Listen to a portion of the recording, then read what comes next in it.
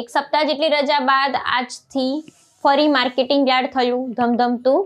વરસાદની આગાહી તેમજ માર્ચ એન્ડિંગના કારણે છેલ્લા થોડા સમયથી બેડી માર્કેટિંગ યાર્ડમાં હરાજીની કામગીરી બંધ હતી. માર્કેટિંગ યાર્ડ શરૂ થતાં ખેડૂતો વિવિધ ખેત પાકો લઈ અને માર્કેટિંગ યાર્ડ પહોંચ્યા. B R. Tejani, secretary, APMC, Rajkot. સાહેબ, નવું નાણાકીય વર્ષ શરૂ થયું છે. આજથી માર્ચ એન્ડિંગની રજા શરૂ પૂરી થઈને હવે આજથી કામકાજ શરૂ થયું. શું કહેશો? ગત વર્ષે ખરીફ સિઝનમાં વરસાદ સારો થવાથી શિયાળુ પાકોનું ઉત્પાદન મબલક પ્રમાણમાં થયું છે. એકંદરે ભાવ પણ સારા કહી શકાય. ખેડૂતોને કમોસમી વરસાદને લીધે પારાવાર મુશ્કેલીઓ પડે છે.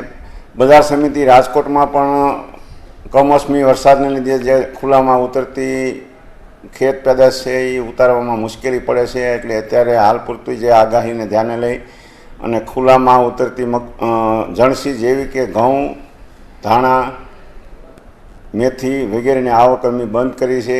જ્યારે વાતાવરણ ખુલ્લું થશે અને આગાહી રદ કરવામાં આવશે ત્યારે અમે એની આવક આપવામાં આવશે. બાકીની પ્લેટફોર્મની અંદર ઉતરતી જણસી જેવી કે ચણા છે, મગફળી છે, જીરું છે, તલ છે, દરેક વસ્તુનું આવક પુષ્કળ પ્રમાણમાં છે. સર, ખાસ કરીને કેટલા દિવસથી જે છે યાર્ડ બંધ હતું અને આજથી ફરી શરૂ થયું છે, તો કેવો માહોલ?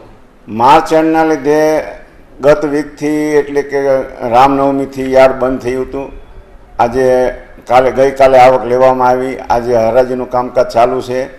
ભાવ પણ ખેડૂતોને પોષણક્ષમ મળી રહે એવા બજાર સમિતિ રાજકોટના હરહંમેશના પ્રયત્નો હોય છે. ખેડૂતોને કોઈ તકલીફ ન પડે, એની સુવિધાઓ જળવાઈ રહે એના માટે અમારો સ્ટાફ અને અમારી કમિટી સતત તત્પર રહેતી હોય છે. સર, ખાસ ગઈકાલે આવક કરવામાં આવી. કયા પાકની કેટલી અંદાજિત આવક થઈ કહી શકાય? ગઈકાલે આવક કરવામાં આવી એમાં ચણા 75,000ની આજુબાજુ આવ્યા છે. જીરું છે એ 15,000 થી 20,000 ગુણીની આવક થઈ છે. મગફળીની 10,000 ગુણીની આવક થવા પામી છે. બાકી લસણ અને રાયડો એની પણ પુષ્કળ પ્રમાણમાં આવક થઈ છે. સિંગદાણાની પણ આવક થયેલ છે. તલ વગેરે અનેક જણસીઓ આવે છે જેની સારા પ્રમાણમાં આવક થઈ છે.